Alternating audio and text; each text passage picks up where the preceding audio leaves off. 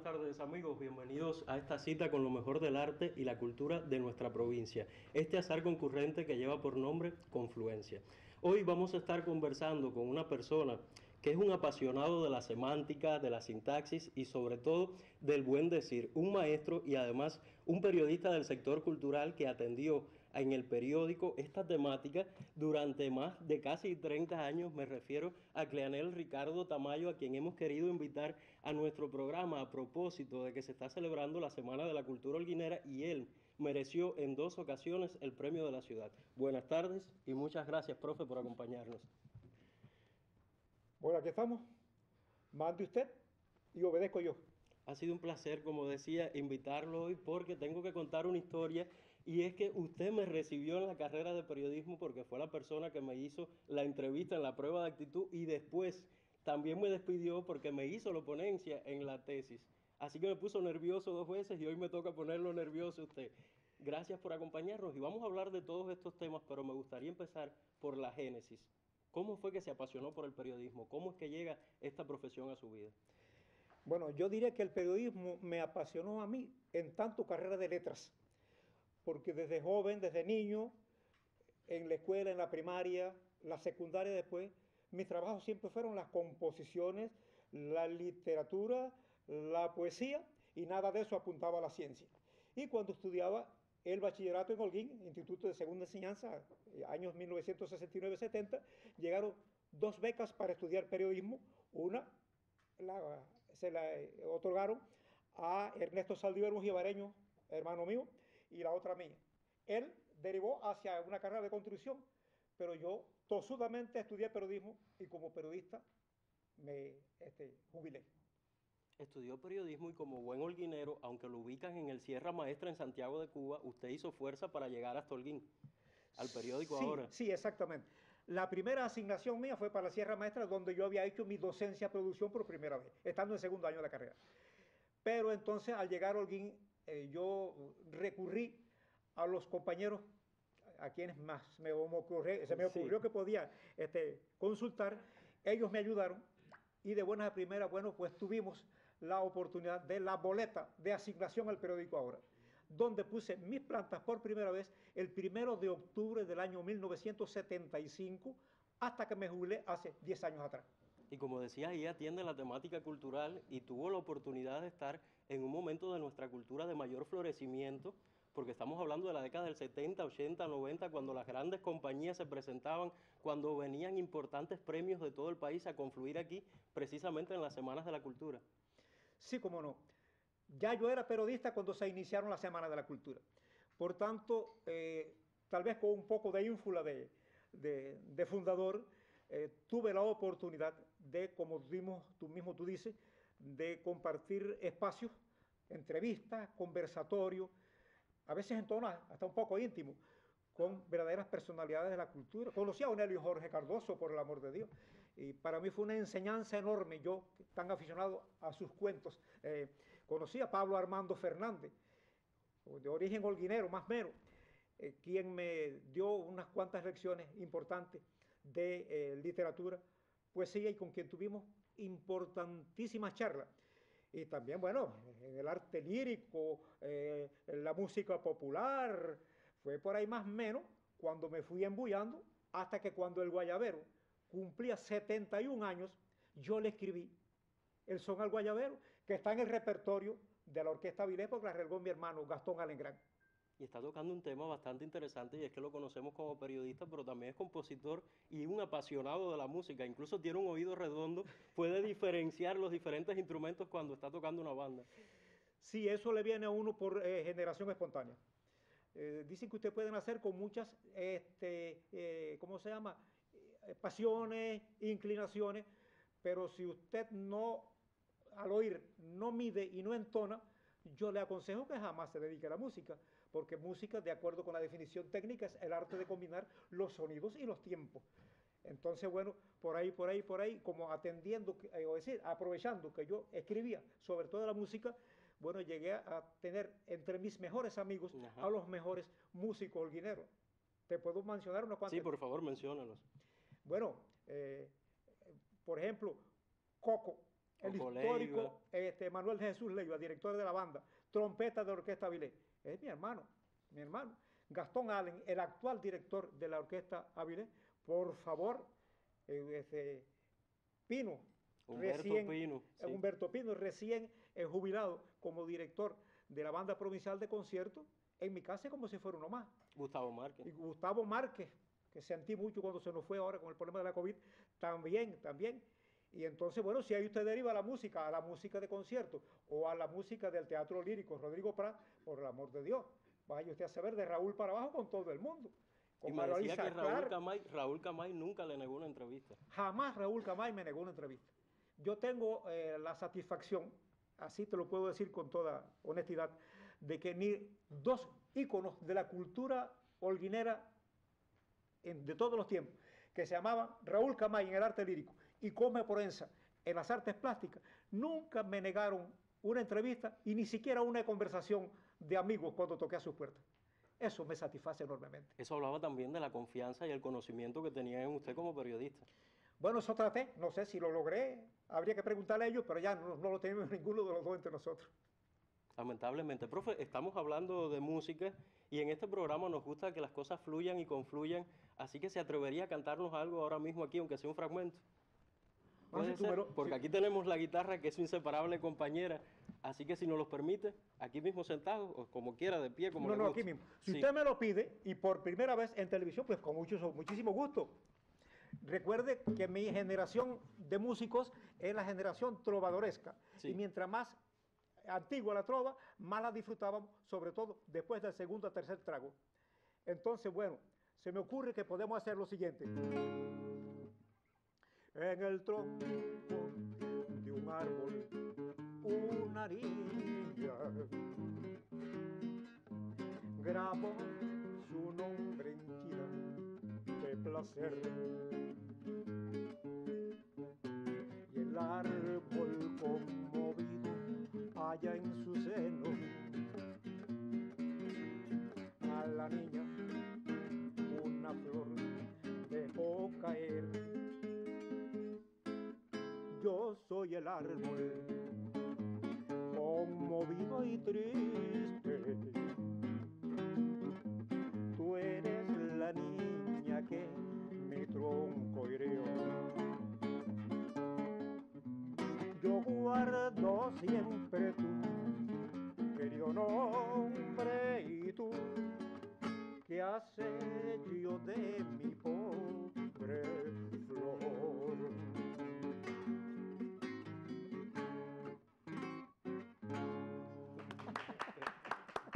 Excelente. Puede que a lo mejor alguien diga, la guitarra no suena perfectamente, no está completamente afinada, pero es que estamos hablando de una guitarra que tiene ¿cuántos años? Dígalo aquí en televisión. Esa guitarra está conmigo desde que yo empecé a atender el sector cultural, hace ya, me da pena, 48 años. Tiene la marca del tiempo, pero la prefiero por encima de una guitarra porque esa está conmigo y cuenta parte de mi propia historia. Incluso yo había pedido una prestada y usted me decía, no, yo quiero tocar con mi guitarra. Yo quiero la mía, con sus peladitas, pero es la mía y es la que conozco, y es la que nunca me ha abandonado. Dice un viejo amigo mío de los momentos de la trova que esa es mi novia más fiel de por vida. Esa nunca lo va a dejar, de eso puedo estar seguro, y con la cual compone por las noches y los vecinos a veces le dicen, repítame tal canción. Sí, se me ha dado el caso de que 3 casas más allá de la mía, al otro día me dice el vecino, ¿cómo sonaba esa guitarra de noche? Y yo no lo esperaba, ¿no? Pero es que de noche la guitarra se está en la tranquilidad de la noche y sobre todo en tiempo de invierno, cuando la guitarra de caja se amplifica con mucha más facilidad, bueno, pues camina, no crea cómo camina, y sí me lo han dicho los vecinos. Yo tuve la oportunidad de que cantara una vez para nosotros, porque también por esos azares de la vida me tocó hacerle el documental cuando le entregaron el premio a Abraham Portuondo por la obra de toda la vida, y lo veía allí, y también, además de la guitarra, toca la filarmónica. Sí, estoy esperando que me manden una, si la hubiera tenido, te hago aquí música instrumental. Porque le tiene un instrumento añadido que permite tocar las dos al mismo tiempo. Te toco la armónica por arriba y le hago el acompañamiento a la guitarra. Atrevimiento de una gente que lleva la música en la sangre, ya eso no.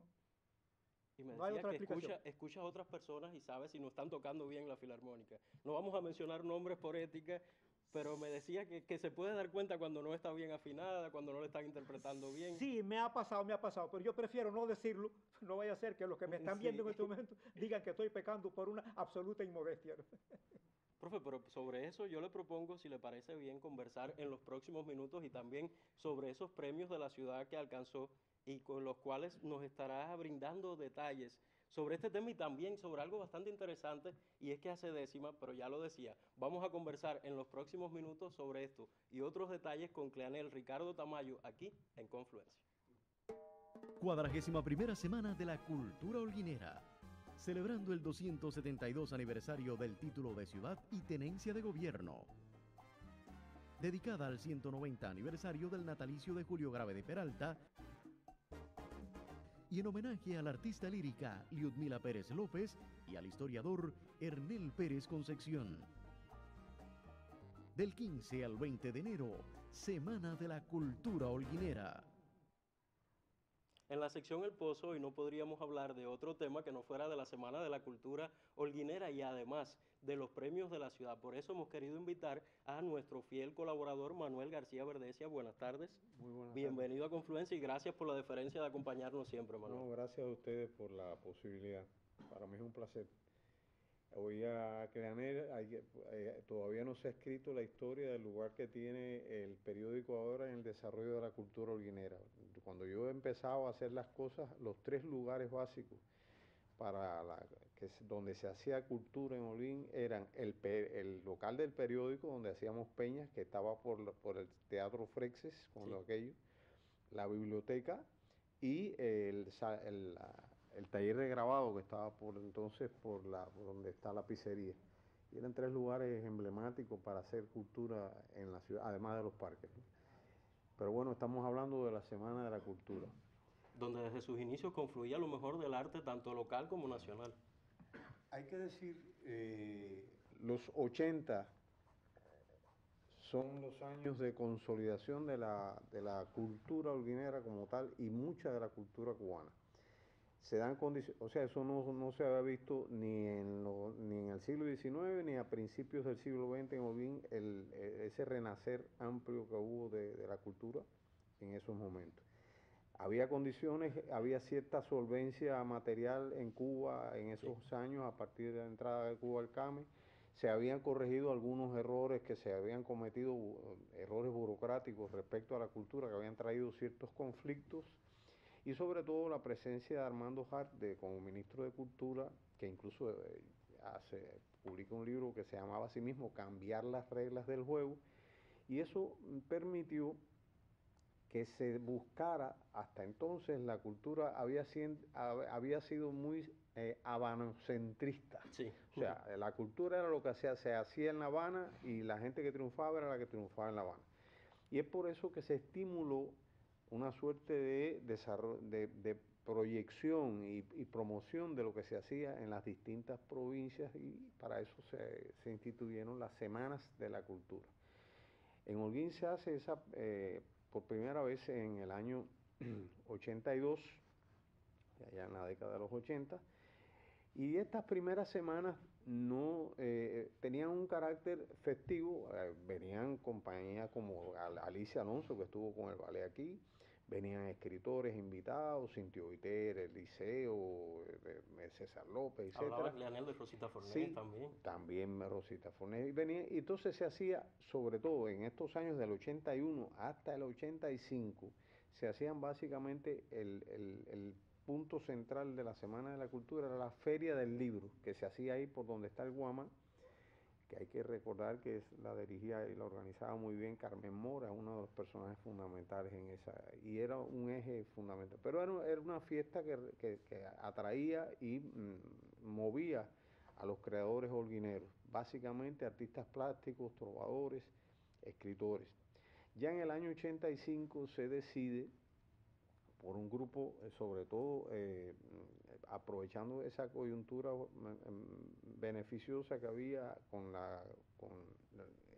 Julio Méndez, que asume la Dirección Municipal de Cultura, y entusiastamente, además de que era un excelente grabador y dibujante, él apoya a personas como Alejandro Querejeta, Jorge González, Eugenio Marrón y otros que plantearon redimensionar aquella Semana de la Cultura. Y para eso se propone que se convoque a partir del año 1985 el Premio de la Ciudad. Y el Premio de la Ciudad va a ser precisamente el eje dominante de las Semanas de la Cultura a partir del año 1986. Era una forma de estimular la creación también. No solamente era una forma de estimular, era en primer lugar, era la posibilidad de que los que no habían publicado publicaran, porque te garantizaban la publicación. En los primeros años el dinero te lo daban en un cheque para que compraras libros, no era el dinero en efectivo. Hablábamos de eso el otro día en el coloquio de crítica. Sí, daban un cheque y tú lo comprabas en el libro, pero bueno, era algo que importante, o con 200 pesos de libro se hacía una biblioteca entonces. Y también se convocó en artes plásticas. Posteriormente fueron apareciendo nuevas propuestas en música, en arquitectura, en radio, televisión, etcétera, y fue creciendo exponencialmente el Premio de la Ciudad. Por supuesto que esto responde al propio desarrollo cultural, tecnológico y en general artístico de la provincia, lo que facilitó que ese premio se fuera ampliando a distintas áreas, pero originalmente fue la literatura. Esto trajo hay que reconocer que los jurados que venían a los premios de la ciudad eran las primeras figuras de la literatura, de la pintura, del teatro, que estaban en ese momento funcionando en el país. Por aquí pasaron, ¿no? Cranel mencionó algunos, Pablo Armando, César López, José Rodríguez Feo, Miguel Barnet, Abilio Esteves, Raúl Rivero. Sería incontable la lista de primeras figuras que pasaron para ser miembros del jurado, pero que esto traía además la consecuencia de que esas obras se veían, se premiaban, pero esas personas cuando iban de regreso a sus lugares llevaban la noticia de lo que se estaba haciendo en Holguín. Y entonces querían venir los demás. Entonces eso hacía un trabajo de difusión, que se conocía tu obra más allá de los límites de la ciudad. Es por eso que después los premios pasan a ser premios nacionales. Se convocan desde Holguín, pero son para toda la nación. Hay que decir que un resultado directo de la Semana de la Cultura y de los premios de la ciudad es la creación de Ediciones Holguín, porque había los primeros premios, están por ahí, todavía se puede ver, se hicieron en cartulina, en impresión directa, ahí había una imprenta, la Tanagilo Cajigal, que se hacía con tipos directos, como se hacía la prensa entonces, y aparecieron esos primeros premios así, pero no había una editorial, entonces se vio la necesidad de fundar Ediciones Holguín. Esto trajo como resultado, en primer lugar, que ya se garantizara una producción de libros desde la ciudad que permitiría no solamente a la literatura, porque hay que ver el catálogo de Ediciones Holguín para percatarse de que hayan publicado científicos, educadores, investigadores, médicos y literatura, por supuesto. Y esto creó, en primer lugar, la tradición de la edición en Holguín. Ya en este momento Holguín tiene 6 editoriales, que eso era impensable a inicios del siglo o a mediados del siglo XX aquí en Holguín. Sí. Y editoriales muy consideradas como Ediciones Holguín o la propia Ediciones La Luz. Y el premio facilitó también la aparición de lectores. ¿Por qué? Porque ya la gente acudía a las presentaciones de los premios, compraba los libros, se convertían en lectores, y junto con esto aparecían los críticos, que empezaron en las revistas que se hacían en Holguín, Callajao, Diéresis, el propio periódico ahora sacó su suplemento cultural, que todavía aparece, y ahí se fue dando a conocer no solamente la literatura, sino un pensamiento sobre la literatura en Holguín, y aparecieron otras maneras. Yo recomiendo precisamente ese libro que tienes en la mano, que es un libro recientemente vuelto a editar por Ediciones Olin, que es Memorias de los 80, donde hay una serie de entrevistas a personajes que fueron fundamentales en el concepción y desarrollo de la Semana de la Cultura. Yo, yo digo que si hay algo que, claro, después vinieron, producto del mismo proceso de desarrollo cultural, vinieron otras celebraciones como las romerías y la fiesta de la cultura iberoamericana, pero realmente la fiesta central de promoción, de difusión y de celebración de lo que se hace artística y literariamente en Holguín es la Semana de la Cultura holguinera. Es algo que debemos preservar y honrar. Y mañana precisamente a las 8 de la noche en Será el Teatro el Comandante resultado. Diseñor se estarán entregando Es los correcto. premios de la ciudad de esta 41 edición de la Semana de la Cultura Holguinera. Profe, muchísimas gracias por Muchas acompañarnos hoy y lo esperamos Entonces, como siempre el próximo mes para placer. seguir bebiendo de la savia del saber literario en el Pozo.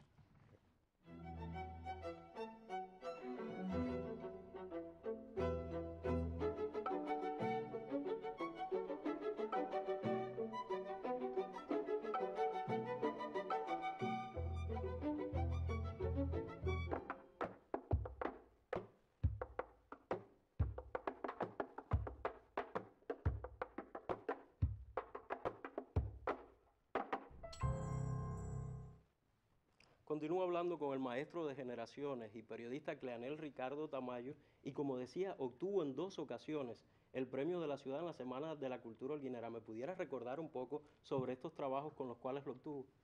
El primer premio lo obtuve en el año 1994 con aquel reportaje que todavía algunos contemporáneos míos recuerdan, que se llamó El Valle de los Lamentos. Fue un tema que no se me ocurrió a mí. Se le ocurrió a Rodovaldo Martínez, que era el director del periódico en ese momento, ¿no? Me lo puso en las manos, hice una investigación que me llevó un mes. Y cuando se escribió, por el amor de Dios, nadie quedó ajeno al tema. O me pedían la cabeza o me elogiaban. Pero bueno, después del tema se acabó la parte agrícola del Valle de Mayave con los conceptos que había antes y comenzó un frente de la División Mambisa. Y ese frente en el primer año obtuvo el primer lugar de la División Mambisa. Incluso un secretario, en una ocasión, un secretario de la provincia hizo alusión a este trabajo también. Jorge Luis Sierra me invitó. Sí. Me mandó a subir y dice, como dijo Cleanel, yo me sentía chiquitico porque uno no escribe para eso. Pero efectivamente tengo la sensación de que el trabajo llegó lejos. Claro que sí. Y el segundo fue muchos años después. ¿Se lo esperaba? El 2010. Bueno, yo no es que lo esperara, pero yo estaba bastante seguro del tema, ganar o no ganar un premio. Porque Holguín se había convertido en un centro importante internacional en la lucha por la Vuelta de los 5. Y yo tenía muchos datos. Incluso entrevistas con un sacerdote que vino de no sé qué lugar, y entonces eso daba a pie a un reportaje integral. Lo propuse, me lo aceptaron, Jorge Luis lo publicó, era el director en ese momento, y ganamos el premio en el 2010. Muy merecidamente, porque siempre partían de una investigación y además de ese dominio, como decía al principio, de la semántica, de la praxis y de esa gramática de la cual usted es un gran defensor, e incluso conversábamos previamente antes del programa y me contaba que una vez leyó un libro sobre gazapos que tenía gazapos también. Bueno, si hay que decirlo, lo decimos con toda valentía. Claro que sí. Leí un libro y lo tengo en la casa, está marcadito, precisamente referido a los gazapos, que en la introducción tenía 5 gazapos. Entonces, bueno, supongo que eso pasa en las mejores familias, pero pasó. Imagínense lo difícil que fue para mí tenerlo como ponente entonces en una tesis donde lleva tantas y tantas hojas, pero mejor hablemos de su trabajo en la parte cultural en el periódico ahora, y me gustaría que me contara de todos esos reportes, entrevistas, informaciones que hizo. ¿Cuál es el que más recuerda? ¿Cuál lo marcó más? Bueno, fueron muchos. Yo ahora, si tuviera que hacer una relación, me sería prácticamente imposible. Pero sí puedo decirte cuál fue el que me quedó por hacer, que siempre, y no sé por qué causa no lo llegamos a hacer.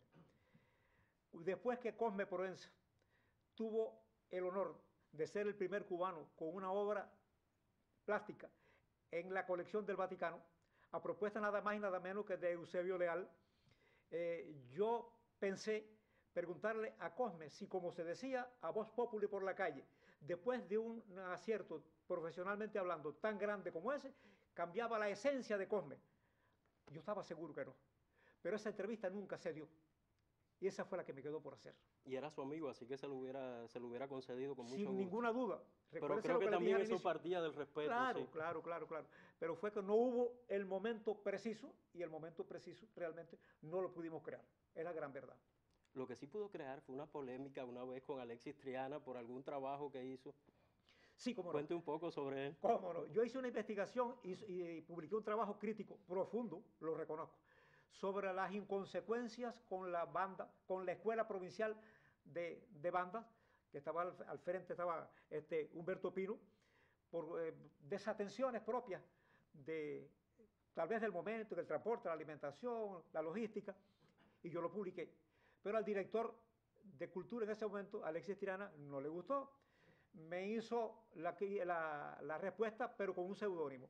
Yo me imaginé de quién venía. Sí. Y entonces hice la réplica. Y al final, el periódico La Luz, lo tengo en la casa, publicó 2 crónicas con 2 pistolas de espalda, como decir, es un duelo, pero un duelo muy bonito, fue profesional, y al final, no sé si fue que los dos simultáneamente reconocimos lo que al otro le existía como razón, y terminamos como tenían que terminar las cosas cuando se te hacen con buena fe, ¿no? Como buenos amigos. Pero es que ese es el verdadero periodismo, no solo el que muestra e informa, sino también el que levanta ronchas, el que muestra las cucarachas que están debajo del tapete, y el que enseña los problemas. 5 están pegados, dicen que son hermanos y ninguno es igual. Bueno, en el periodismo pasa así. Ese trabajo marcó por la polémica, pero hay otro trabajo que lo marcó por la masividad que tuvo en ese momento, y fue la graduación de la Escuela de Banda Provincial, de los diferentes municipios, ¿verdad? Sí. Me dijo que cuando escuchó aquello, quedó impresionado. Mira, tal vez ese sería el trabajo que yo hubiera escogido, para decirte, uno de los que más me impresionó en mi época profesional de trabajo. Ver a 300 músicos, la mitad de ellos que nunca ni siquiera habían cogido un instrumento en la mano, hacer un concierto tan hermoso, que ahí está en la historia, está grabado. Yo creo aquí debe estar en Telecristal, sí, tal vez la grabación de ese concierto. Fue emocionante, y aun cuando yo no lo escribí, no me tocó como tarea escribirlo, sí vi de cerca a las personas que lo estaban haciendo, y todas las personas terminamos francamente marcados por aquel acto sublime de la cultura musical holguinera. Es increíble. Yo no creo que eso se ha vuelto a repetir. Y eso lo marcó para siempre, sin duda alguna. Profe, el tiempo en la televisión usted sabe que es oro, y ya me están mandando a despedir, pero yo quiero despedir de una forma diferente, y es que a usted le encanta la décima. ¿Pudiéramos despedir, si le parece bien, con una de sus décimas? Por supuesto que sí. Usando los recursos del superlativo, teniendo en cuenta que Antonio Maceo fue mi patriota preferido, yo escribí una décima que titulé Maceísimo, y que dice: cuentan que el titán viajó de Punta Brava a la gloria, porque otra vez la victoria ese día lo coronó. Dicen que si bien cayó fue con un coraje cierto, porque sin el torso yerto ni dolor en su figura, partió con la imagen pura de un vencedor, no de un muerto. Muchísimas gracias, profe. Ha sido un verdadero placer, y esperemos tenerlo pronto por acá y seguir contando con su sapiencia. Pero nosotros nos volveremos a encontrar el próximo viernes a las 4:30 para seguir hablando de arte y cultura en este azar concurrente que es Confluencia.